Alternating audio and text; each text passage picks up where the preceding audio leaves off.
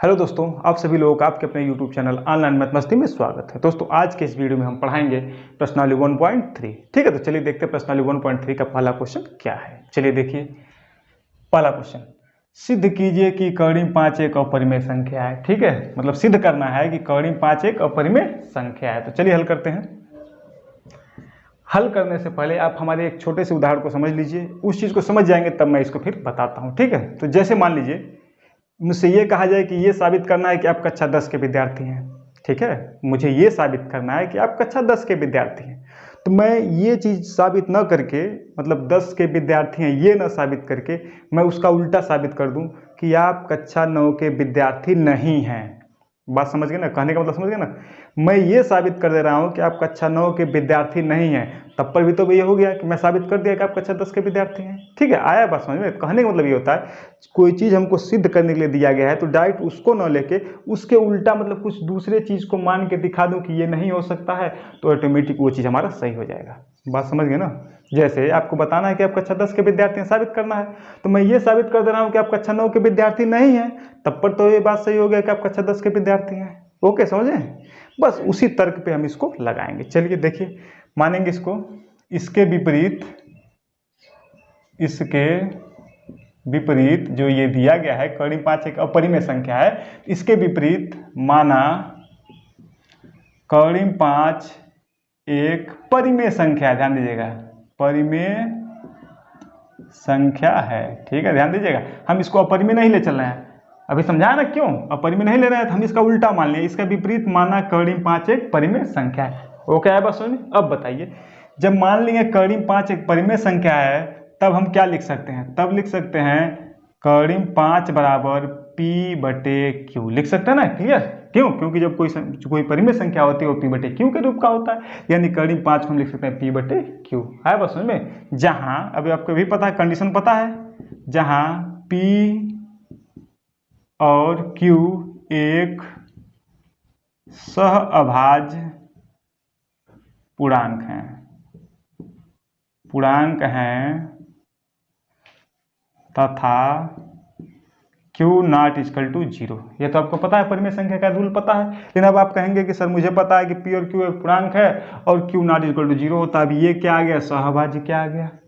तो सहअभाज्य मतलब क्या होता है? ऐसी दो संख्याएं जिनका मौस केवल एक हो, या कह सकते हैं ऐसी दो संख्याएं जो केवल एक से ही कटे, वही क्या कहते हैं? सहअभाज्य संख्याएं कहलाती हैं। जैसे देखिए 3 और 5 ये किससे कटेगा? केवल एक से कटेगा, ये सहअभाज्य संख्या है।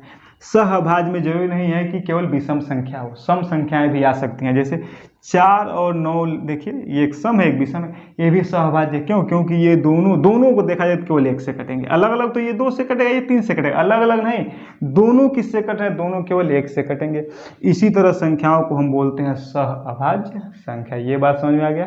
ठीक है, चलिए तो चलिए ये आपको नहीं समझ में आ रहा है, इसके जगह पे आप या करके ये भी लिख सकते हैं, जहां P और Q एक पूर्णांक है तथा इनका एक के अतिरिक्त कोई दूसरा उभयनिष्ठ गुणनखंड नहीं है। उभयनिष्ठ गुणनखंड नहीं है और Q नॉट इक्वल टू 0। ठीक है, तो आप या तो इस कंडीशन को लिख सकते हैं, नहीं समझ में आता है तो इसका पूरा विस्तार रूप ये लिख सकते हैं। ठीक है, दोनों में से कोई एक कंडीशन आप लिख सकते हैं। ये जो लिखा गया है P और Q एक सहअभाज्य पूर्णांक है तथा Q इक्वल टू 0, उसी का ये विस्तार रूप है कि P और Q एक पूर्णांक है तथा इसका एक के अतिरिक्त कोई दूसरा अवनिष्ठ गुणनखंड नहीं है और Q नॉट इक्वल टू 0। आया बात समझ में? ये क्लियर है। अब ध्यान दीजिएगा, ये कंडीशन कब फॉलो करेगा? जब ये एक परिमेय संख्या है तब। जब ये परिमेय संख्या माने हैं, जब परिमेय संख्या है तो इसका जो P और Q जो है केवल एक से कटने चाहिए। ठीक है, तो चलिए इसको हल करते हैं, आगे बढ़ते हैं, हल करके देखें। तो हल करेंगे तो इसका गुणा करिए, क्या हो जाएगा? ये कर्णी 5 Q हो जाएगा। अब यहाँ से हल करते हैं, कर्णी में 5 Q बराबर P हो गया, मतलब इसको हल करें।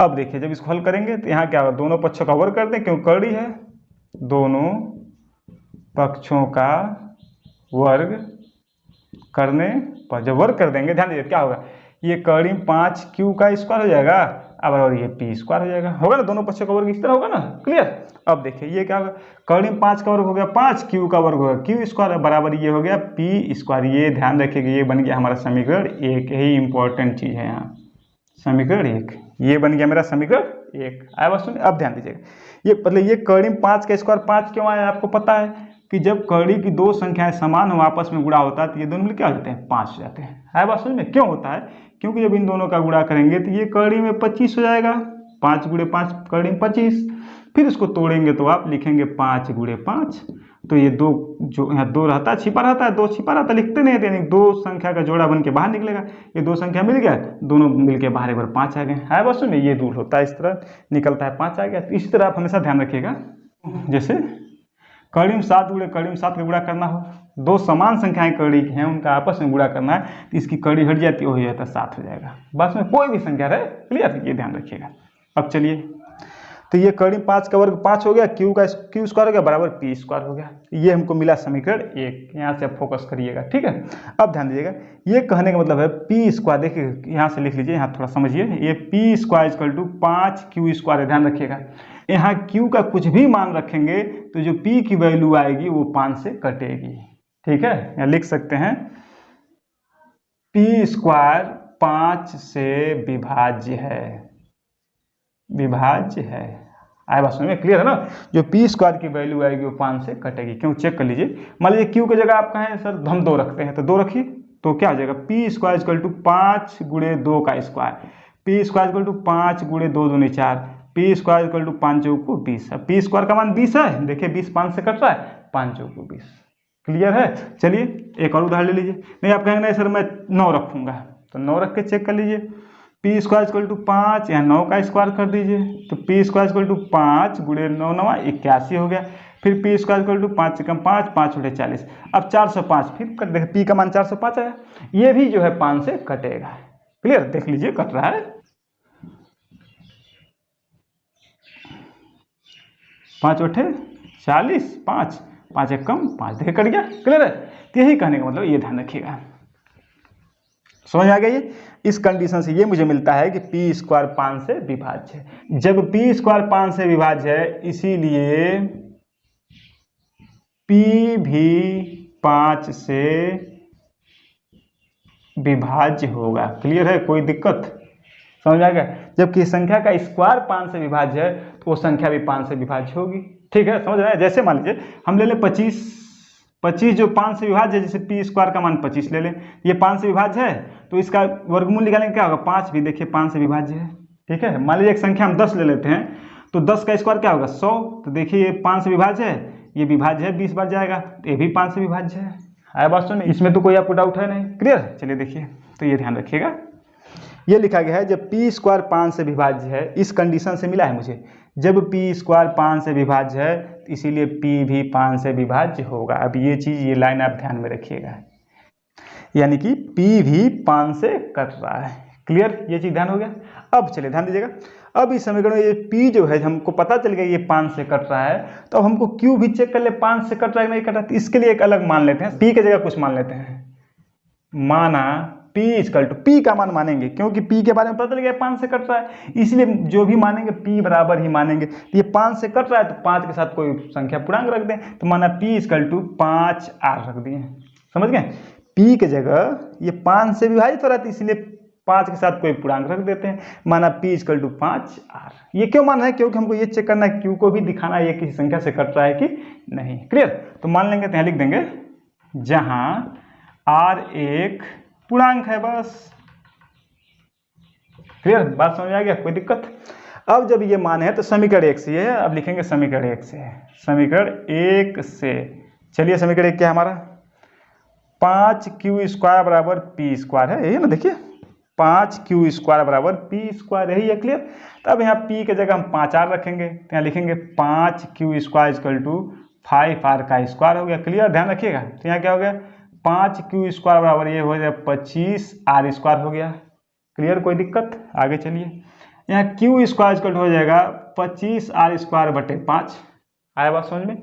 अब ये 5 से कर सकता है, 5 बचे 25। अब देखिए क्यू स्क्वायर बराबर 5r² आ गया। अभी देखिए, अब इससे भी इस कंडीशन से हमको क्या मिलता है, क्यू स्क्वायर की जो भी वैल्यू मिलेगी वो 5 से विभाजित होगा। क्लियर, तो लिख सकते हैं ना क्यू स्क्वायर 5 से विभाज्य है। क्लियर, इसलिए क्यू भी 5 से विभाज्य होगा। अब ध्यान दीजिएगा, ये क्यू भी जो है 5 से विभाज्य हो रहा है। आए बात समझ में। अब देखिए मैं क्या लिख सकता हूं, इस तरह P और Q का उभयनिष्ठ गुणनखंड 1 के अलावा 5 भी है। ठीक है, अतः हमारी कल्पना गलत है, इसलिए कड़ी 5 एक अपरिमेय संख्या है। ध्यान दीजिएगा, जब P और Q का उभयनिष्ठ गुणनखंड 1 के अलावा 5 भी है तो क्या है, हमारी कल्पना क्या है, गलत है, इसलिए कड़ी 5 एक अपरिमेय संख्या है। तो ये चीज क्या लिखा गया समझ में आ रहा है आपको? देखिए समझा रहा हूं, जब मैं कड़ी में 5 एक परिमेय संख्या मान लिया था तो मुझे ये साबित करना था कि ये केवल 1 से कटेगा, किसी दूसरे से नहीं कटेगा। क्लियर है, क्योंकि मैं उल्टा मान के इसको साबित सिद्ध करने जा रहा हूं। जो उल्टा माना हो तो इसको साबित करना पड़ेगा, तभी नहीं ये माना जाएगा कि ये गलत है। लेकिन जब मैं इसी को नहीं साबित कर पाऊंगा, जब ये मेरा गलत साबित हो जाएगा तो यानी कि ये चीज सही हो गया। मैं आपको समझाया हूं शुरू में ही। ठीक है, तो वही देखिएगा, जब मैं इसको हल किया हूं तो देखिए ये मिल रहा है कि ये 5 से भी विभाज्य हो रहा है, यानी ये 1 के अलावा 5 से भी विभाज्य हो रहा है, यानी कि जो मैं माना हूं वो गलत साबित हो गया, ये मैं जो माना हूं वो गलत है। जब ये गलत हो गया तो यानी कि ये चीज सही हो गया। है बात समझ में? तो वही चीज लिखेंगे, P और Q का उभयनिष्ठ गुणनखंड 1 के अलावा 5 भी है, इसलिए हमारी कल्पना क्या हो गई, गलत हो गई। जो मैं माना था कड़ी 5 एक परिमेय संख्या है, ये गलत साबित हो गया। ये मैं माना था तो ये गलत साबित हो गया, तो यानी कि तब क्या सही हो जाएगा, जब ये गलत साबित हो गया तो ये कड़ी 5 एक परिमेय संख्या है। ओके दोस्तों, अब समझ में आ गया। अब आप यहाँ दिया रहे कड़ी में 2 या कड़ी में 3 या कड़ी में 7 या कड़ी में 11 या कुछ भी दिया रहे, इस तरह आप सेम प्रोसेस को फॉलो करके आप उसको सिद्ध कर सकते हैं। ठीक है, बस यही है कि आपको थोड़ा प्रैक्टिस की जरूरत पड़ेगी। आप अधिक से अधिक प्रैक्टिस करिए और लिखने का तरीका आप देखिए कैसे लिखा जा रहा है। ठीक है, तो आप आराम से इस तरह के क्वेश्चंस को आप लगा सकते हैं। ओके, आया बात समझ में? चलिए दोस्तों, चलते हैं दूसरा क्वेश्चन। दूसरा क्वेश्चन देखिए क्या है, सिद्ध कीजिए कि 3 + 2 कड़ी 5 एक परिमेय संख्या है। तो चलिए इसको भी हल करते हैं। सेम प्रोसेस जो पहला लगाए हैं सेम उसी तरह लिख लेंगे। इसके विपरीत माना 3 + 2 कड़ी में 5 एक परिमेय संख्या है। ध्यान दीजिएगा, ठीक है, परिमेय संख्या है। क्लियर है? मान लेंगे सेम प्रोसेस जो पहला लगाया सेम उस तरह लगाएंगे। ये ध्यान देखिएगा, जब कोई संख्या केवल कड़ी में 5 है, कड़ी में 11 है, कड़ी में 3 है तो उसका स्टेप बड़ा होगा। लेकिन ये क्वेश्चन तो और हमको थोड़ा आसान है, जो उतना ज्यादा स्टेप हमको फॉलो करना नहीं है। चलिए देखिए, ये थोड़ा आसान लगेगा आपको। ठीक है, तो ये मान लिए तो क्या हो जाएगा, तब क्या हो जाएगा, तब 3 + 2 कड़ी में 5 किसके रूप का होगा, P/Q के रूप का होगा। क्लियर है? जहां अब आप लिख सकते हैं P और Q सह अभाज्य पूर्णांक हैं, सह अभाज्य पूर्णांक हैं तथा Q ≠ 0। कोई दिक्कत? ये तो आप समझ गए। या तो मैं बताया जो पहले क्वेश्चन बताओ, ये नहीं समझ में आता तब दूसरा स्टेप फॉलो कर सकते हैं। क्लियर, उसमें बता दिया हम, तो ये लिख सकते हैं। अब हम आशा करते हैं आपको समझ में आ रहा होगा। ठीक है, तो ये P और Q क्या सहभाज्य पूर्णांक तथा Q ≠ 0। आया बात समझ में? अब चलिए इसको हल करते हैं। अब 3 को इधर भेज दिया जाए, यहाँ से हल करते हैं। 3 को इधर मतलब इसका पक्षांतर कर दिया जाए तो 2 कड़ी में 5 बराबर P/Q - 3 होगा। क्लियर, ध्यान रखिएगा, 3 जब उधर जाएगा तो माइनस का हो जाएगा। हो गया। अब देखिए फिर अब इसको 2 को भी हटाइए यहाँ से, कड़ी 5 बराबर क्या हो जाएगा, P/Q - 3, अब पूरे के बटे हो जाएगा 2। क्लियर है? क्योंकि गुणे के रूप में है, इसलिए जब इसको इधर भेजेंगे तो ये पूरे संख्या के भाग के रूप में हो जाएगा। आया बात में? इसको मान लिया जाए, यहाँ इसको मान लें हम समीकरण 1 मान लें, जरूरत पड़ेगा इसको। समीकरण 1। क्लियर, ध्यान रखिएगा। अब ध्यान दीजिएगा इस कंडीशन में दाएं पक्ष को ध्यान दीजिएगा। यहाँ P तथा Q पूर्णांक हैं और 2 तथा 3 भी पूर्णांक संख्या है, 3 भी पूर्णांक हैं।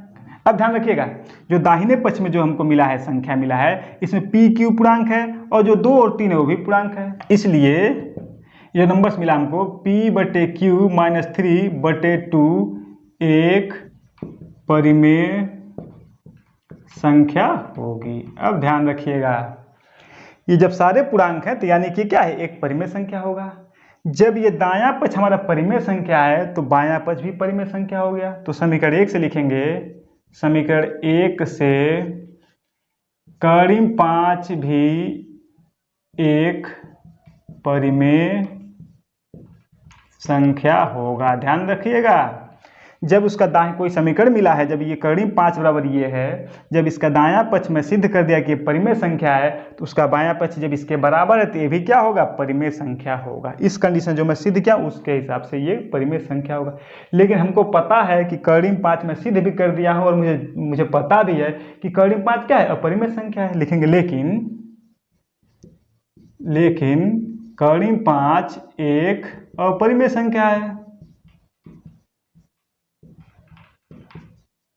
ठीक है, मेरे ये गलत मानने से करीब 3 + 2 करीब 5 एक परिमेय संख्या, ये चीज गलत मानने के कारण ही ये मुझे गलत चीज मिल गया कि करीब 5 एक परिमेय संख्या है। इसलिए हमारी कल्पना क्या गलत है। इसलिए हमारी कल्पना मतलब जो ये माने हैं ये क्या है, गलत है। जब ये गलत हो गया तो यानी कि ये एक अपरिमेय संख्या हो गया। अतः 3 + 2 करीब 5 एक अपरिमेय संख्या है, अपरिमेय संख्या है। इसमें आपको बहुत कुछ दिखाना नहीं है, बस देखिए क्या करना है, ये इसको सब सॉल्व करेंगे तो ये 2 पक्ष में आ गया, बायां दायां पक्ष में आ गया, मिल गया। मुझे ये पता है कि जो सारे पूर्णांक हैं ये परिमेय संख्या हो गया। जब मेरा दायां पक्ष परिमेय संख्या है तो बायां पक्ष भी परिमेय होगा। मेरा ये परिमेय संख्या, लेकिन हमको पता है कि करीब 5 एक परिमेय संख्या है। तो ये करीब 5 एक परिमेय संख्या क्यों आया, क्योंकि मैं जब गलत चीज माना हूं इसीलिए गलत चीज भी हमको बता रहा है। बात समझ गए। लेकिन करीब 5 एक परिमेय संख्या है तो हमारी कल्पना क्या है, गलत है। जो चीज हम माने हैं वो गलत मान ली है, इसीलिए गलत आंसर भी यहाँ आ रहा है। देखिए कि करीब 5 एक परिमेय संख्या गलत चीज बता रहा है। तो हमारी कल्पना जब गलत हो गई, जब ये 3 + 2 करीब 5 एक परिमेय संख्या ये गलत हो गया, तो उसका सही चीज क्या होगा कि 3 + 2 करीब 5 एक अपरिमेय संख्या। इस तरह हम इसको सिद्ध कर देंगे। है बस में इसको आप अधिक से अधिक प्रैक्टिस करिए, आपको बहुत आसान लगने लगेगा। ओके, तो चलिए चलते हैं अगले क्वेश्चन पे। चलिए दोस्तों देखते हैं क्वेश्चन नंबर 3। मेरा क्वेश्चन नंबर 3 क्या है, सिद्ध कीजिए कि निम्नलिखित संख्याएं अपरिमेय है। मतलब जो 3 संख्या दिया गया है इसको सिद्ध करना है कि ये अपरिमेय है। तो आप 1-2 क्वेश्चन लगा चुके हैं, इसको बहुत आप आसानी से समझ सकते हैं। चलिए पहला हल करते हैं। ठीक है, अब ध्यान दीजिएगा, ठीक वही जो माने थे इसके विपरीत माना 1/2 एक परिमेय संख्या है। ये समझ में आ गया, क्लियर, कोई दिक्कत नहीं होना चाहिए, क्लियर। अब जब ये परिमेय संख्या है तब इसको क्या लिख सकते हैं हम, 1/2 बराबर P/Q लिख सकते हैं। जहाँ P और Q क्या है, जहाँ P और Q एक पूर्णांक हैं तथा इनका एक के अतिरिक्त दूसरा कोई उभयनिष्ठ गुणनखंड नहीं है और Q ≠ 0। जब 1/2 परिमेय संख्या मान लिए तो ये P/Q का रूप का होगा। जब P/Q का रूप का होगा तो ये क्या पूर्णांक होना चाहिए और इनका एक अतिरिक्त कोई दूसरा उभयनिष्ठ गुणनखंड नहीं होना चाहिए, होगा ना।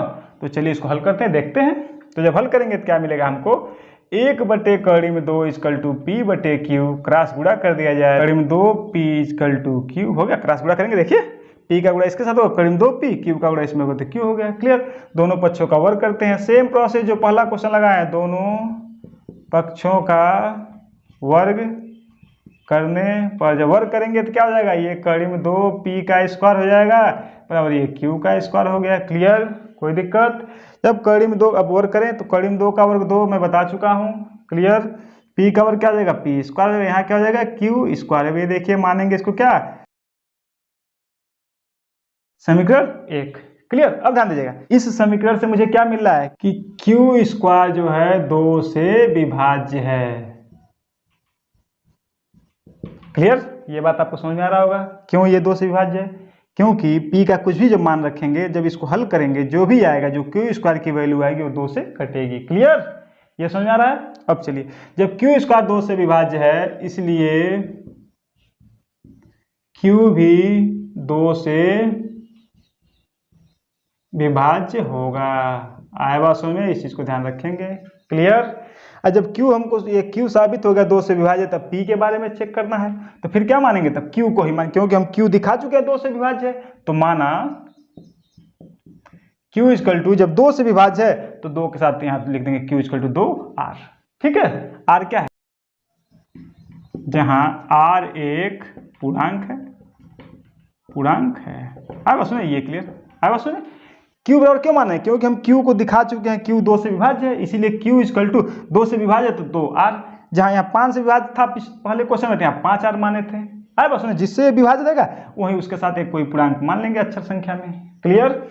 अब देखिए, अब इसी समय, अब समीकरण 1 माने तो समीकरण 1 से क्या हो जाएगा, समीकरण 1 से क्या है मेरा समीकरण 1, 2p स्क्वायर बराबर q स्क्वायर, ये ना समीकरण 1। देखिए 2p स्क्वायर बराबर q स्क्वायर समीकरण 1 है। अब यहाँ जो है q का मान रख दें तो यहाँ 2p square equal to q की जगह रखेंगे 2r, स्क्वायर पे है तो स्क्वायर लगा देंगे। q का मान है 2r, यहाँ स्क्वायर है तो स्क्वायर लगा देंगे। बात समझ आ गई। अब इसको करें, 2p स्क्वायर बराबर 2 का स्क्वायर 4, r का स्क्वायर r स्क्वायर हो गया।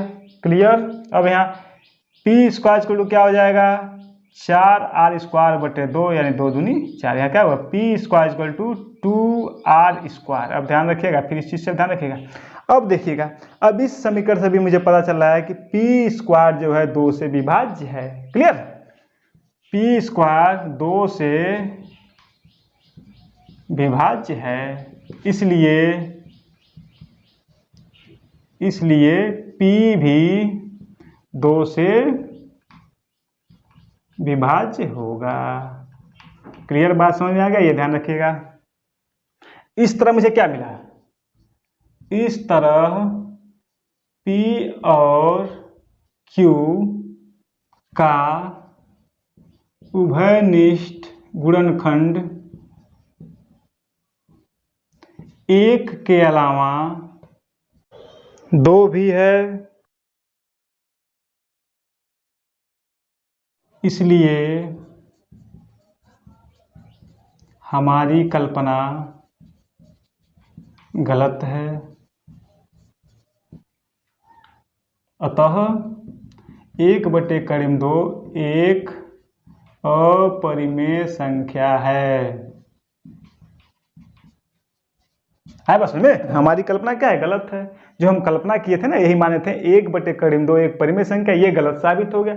जब ये गलत साबित हो गया कि परिमेय संख्या नहीं है, तो क्या हो जाएगा, वो सही चीज क्या हो जाएगा, 1/2 क्या है, अपरिमेय संख्या है। बस में, तो इसको हम जब गलत चीज माने थे तो मुझे ये दिखाना है कि ये 1 के अलावा किसी से नहीं कटेगा, लेकिन ये 1 के अलावा 2 से भी कट रहा है। हमारी कल्पना क्या हो गई, गलत हो गई। जो हम माने थे उसको साबित नहीं कर पाए, वो गलत हम साबित हो गए कि हम गलत माने हैं। जब ये गलत माने हैं तो उसका सही क्या हो जाएगा कि 1/2 एक अपरिमेय संख्या है। आया बस में। चलिए देखते हैं दूसरा क्वेश्चन। चलिए दूसरा हल करते हैं। सेम काम, इसके विपरीत माना 7/5 एक परिमेय संख्या है। क्लियर, ये तो अब समझ में आ रहा है आपको क्यों मान रहे हैं, परिमेय संख्या है। जब ये परिमेय संख्या है तब इसको क्या लिख सकते हैं, 7/5 बराबर p/q, जहां p और q एक पूर्णांक है तथा इनका एक के अतिरिक्त कोई दूसरा उभयनिष्ठ गुणनखंड नहीं है,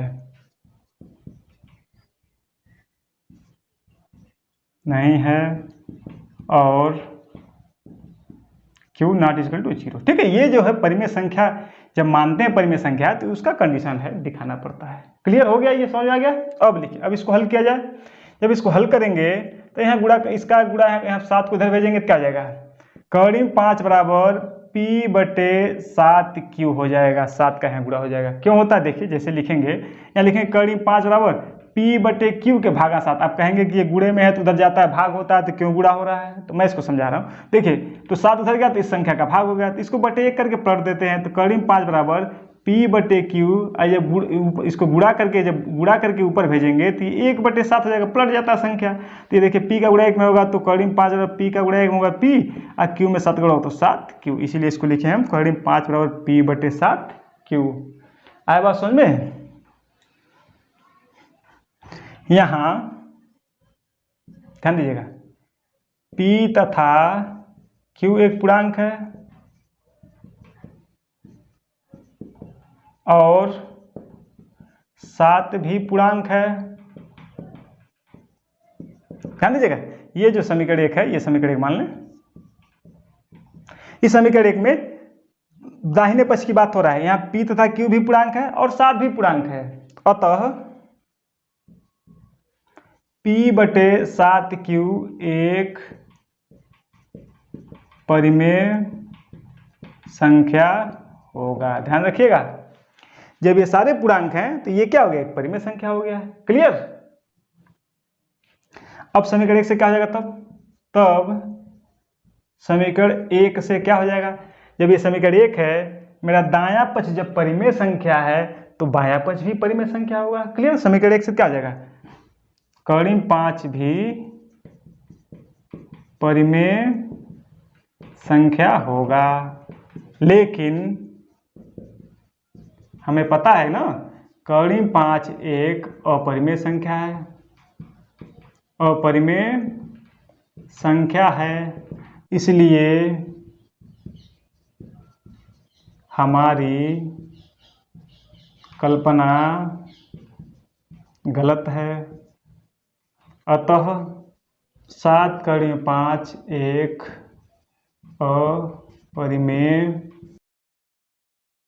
संख्या है। ओके, आए बात समझ में। देखिए, करीब 5 परिमेय संख्या है, हमको क्यों मिला है, ये गलत चीज हमको क्यों मिला है, क्योंकि मैं गलत चीज माना हूं तभी ये गलत चीज हमारा आ रहा है। तो देखिए, तो ये गलत, जब ये गलत चीज माने तभी गलत आ रहा है, यानी कि जो चीज माने हो गलत हो रहा है। लेकिन हमको पता है ना, करीब 5 एक अपरिमेय संख्या है, तो ये गलत चीज क्यों आ रहा है, क्योंकि हम इसको गलत मान लिए थे। जब हमारी कल्पना ही गलत हो गई, जब ये हम गलत माने हैं, तो सही क्या होगा कि 7/5 एक अपरिमेय संख्या है। आया बात समझ में। क्लियर, कोई दिक्कत। चलिए अगला लगाते हैं। चलिए तीसरा देखते हैं, हल करिए। तीसरा क्या है,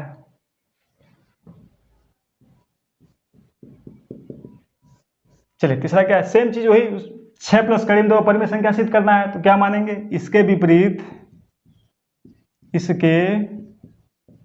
विपरीत माना 6 प्लस करीब 2 एक परिमेय संख्या है। ध्यान दीजिएगा, फिर करीब 2 के साथ 6 को जोड़ा है, फिर लगाना आसान है।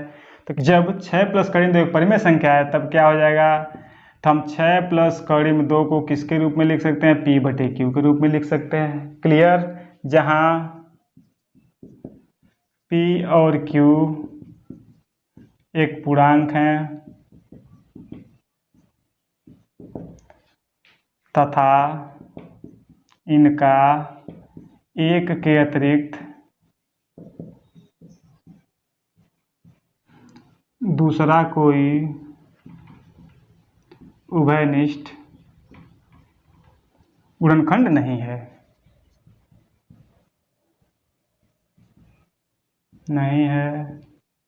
और Q नॉट इक्वल टू 0। ठीक है, ये कंडीशन तो हमको लिखना है। क्लियर, आज बात समझे। अब फिर इसको हल किया जाए। जब इसको हल करेंगे, ध्यान दीजिएगा, 6 को इधर भेजा जाए, फिर क्या हो जाएगा, 6 को जब यहाँ भेजेंगे तो क्या हो जाएगा, कड़ी में 2 बराबर P/Q माइनस 6। ध्यान दीजिएगा, ये 6 प्लस का है, जब उधर बराबर के उधर जाएगा मतलब बाएं से जब दाएं जाएगा तो चिन्ह बदलेगा, ये प्लस का है तो ये माइनस का हो गया। क्लियर। अब इसको भी यहाँ छोड़ दें, मान लें ये हमारा हो गया समीकरण 1। यहाँ दिखा दें समीकरण 1। यहाँ फिर दाएं पक्ष की बात हो रहा है, P तथा Q पूर्णांक है और 6 भी पूर्णांक है। क्लियर है। ध्यान दीजिए, P और Q तो पूर्णांक है, हमको पता है इस कंडीशन से। यहाँ 6 भी पूर्णांक संख्या है, भी मुझे पता है। जब पूर्णांक है इसलिए इसका दायां पक्ष क्या है, परिमेय संख्या है। P/Q माइनस 6 एक परिमेय संख्या होगी। आए बात सुनिए, जब ये सारे पूर्णांक हैं तो ये क्या होगी, परिमेय संख्या होगी। अब देखिएगा समीकरण 1 में जब दायां पक्ष परिमेय संख्या है तो बायां पक्ष भी परिमेय संख्या होगा। क्लियर, क्योंकि दोनों पक्ष बराबर है। लिखेंगे समीकरण 1 से तब समीकरण 1 से कड़ी में 2 भी एक परिमेय संख्या होगी।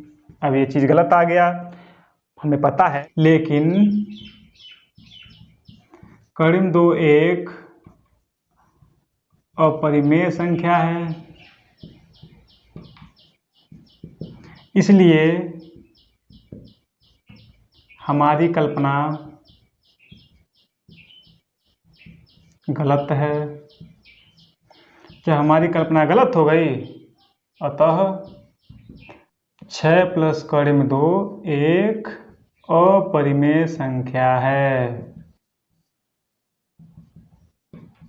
ये सिद्ध करना था हमको। क्लियर, समझ गए ना। देखिए ये गलत चीज क्यों आ रहा है कि कड़ी में 2 भी एक परिमेय संख्या, ये चीज गलत चीज क्यों मिल रहा है? क्योंकि हम ये मान लीजिए कि हम गलत माने हैं, इसीलिए। तो ये हमारी कल्पना क्या है कि 6 प्लस कड़ी में 2 एक परिमेय संख्या, ये जो हम कल्पना करके माने हैं वो कल्पना हमारी क्या है, गलत है। जब ये 6 प्लस कड़ी में 2 एक परिमेय संख्या है माने तो ये गलत है, तो सही क्या होगा कि 6 प्लस कड़ी में 2 एक अपरिमेय संख्या है, वही सही हो जाएगा। आया बात समझ में? ओके दोस्तों, आशा करता हूं कि ये सारे क्वेश्चंस आपको अच्छी तरह समझ में आ गए होंगे। ठीक है, तो आपको 2 तरह के क्वेश्चंस मिले थे। एक केवल जैसे कड़ी में केवल संख्या था, इस तरह की संख्या मतलब केवल कड़ी की संख्या हो, इसके साथ अगर कोई संख्या न जोड़ा गया है, न घटाया गया, न भाग दिया गया। एक मिला था आपको जैसे एक संख्या गुणा के साथ मिल गया हो या जोड़ के साथ मिल गया था, ये सब अदर इस तरह क्वेश्चन मिले थे। इसी 2 तरह के क्वेश्चन आपको मिले थे। ये दोनों तरह के क्वेश्चन आपको हम समझा दिए हैं। इस तरह के क्वेश्चन मिल गए मतलब कड़ी के साथ कोई संख्या जोड़ा गया है या भाग दिया गया है या गुणा किया गया है या घटाया गया है, तो इस क्वेश्चन को लगाने के लिए आप बस ये स्टेप फॉलो करेंगे। आसान है, बस इसमें समीकरण मान के बायां दायां पक्ष को दिखाएंगे और ये कथन गलत है हमारा, ये साबित करके हल कर देंगे। क्लियर। और इस तरह का नंबर केवल सिंगल नंबर रहेगा कड़ी में, तो जो हम सबसे पहला क्वेश्चन बताएं उसमें कंडीशन इसको दिखाना है, मतलब उसका अवनिष्ठ गुणनखंड दिखा देना है कि एक के अलावा दूसरा भी है, उससे हम साबित कर सकते हैं कि जो हम माने वो गलत चीज है। अब सुने, तो इस तरह क्वेश्चन को आप आराम से लगा सकते हैं। बस इसमें आप अधिक से अधिक अभ्यास करेंगे तो ये क्वेश्चन आपको आसानी से समझ में आने लगेगा। क्लियर।